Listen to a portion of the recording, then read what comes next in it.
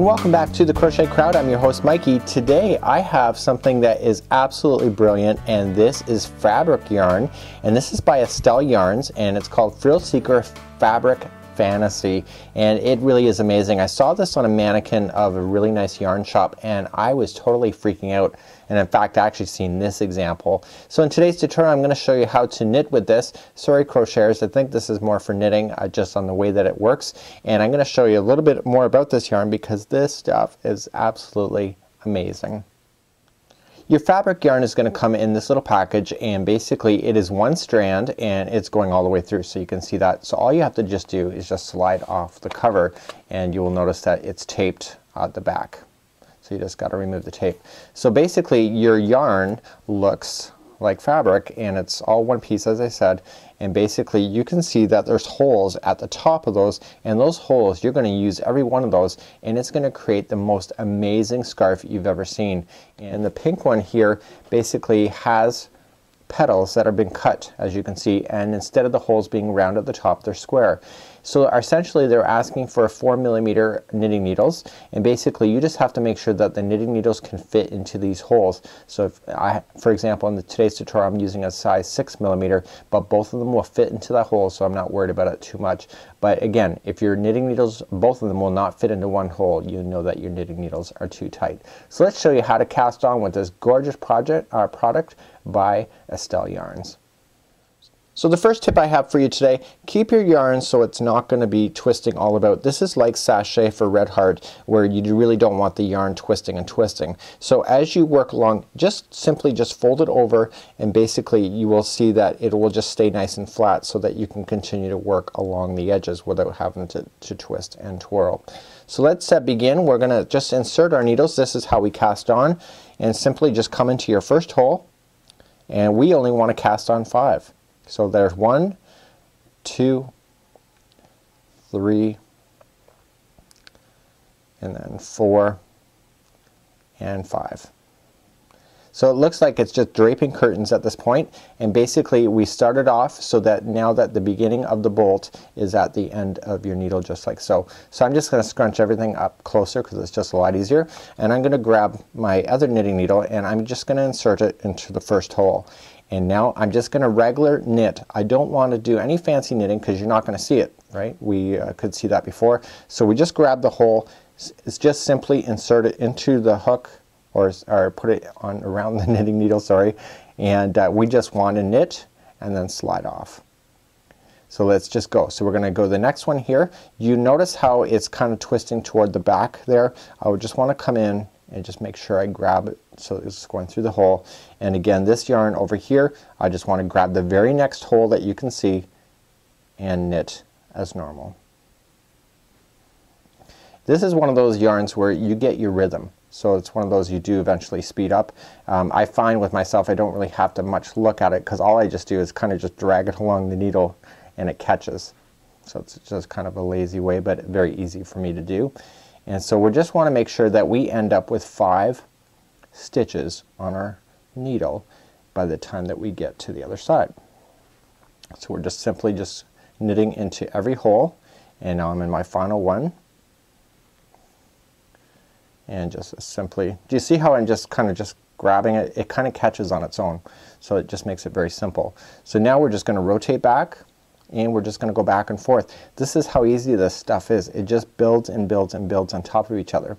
We just come into our very first stitch as normal, again grabbing the yarn, and see how this is hanging down in front. We don't want to just start twisting it up like that. We want to make sure that we have it so that it looks identical. So we just grab it and just insert the first hole around the knitting needle and knit.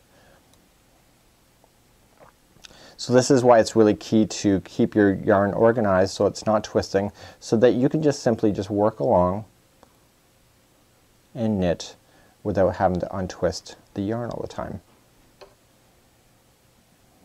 This is one of those no-brainer projects. As long as you have 5 stitches on your knitting needles, you're good to go.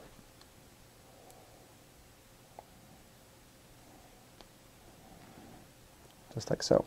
So let's review that one more time. So we're just going to turn And you can see that I'm starting to use up more yarn on here, so I'm just going to turn the bolt once, releases more fabric. So this is not one of those kind of the yarn fabrics that you just want to like throw on the floor and then drag it up to your chair.